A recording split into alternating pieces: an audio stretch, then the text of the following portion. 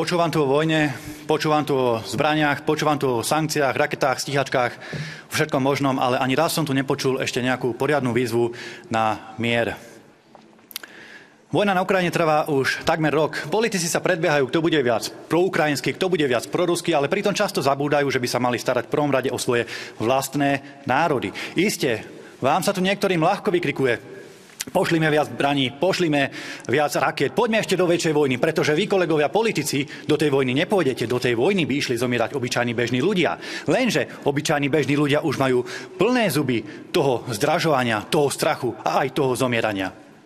Ja by som si želal, keby nasledujúci summit medzi Európskou úniou a Ukrajinou priniesol nie výzvy na viac zbraní, rakiet a tankov, ale práve naopak konečne nejaké riešenia a výzvy pre dosiahnutie mieru. Keby to bolo na mne, tak práve o to by som sa snažil. Ďakujem.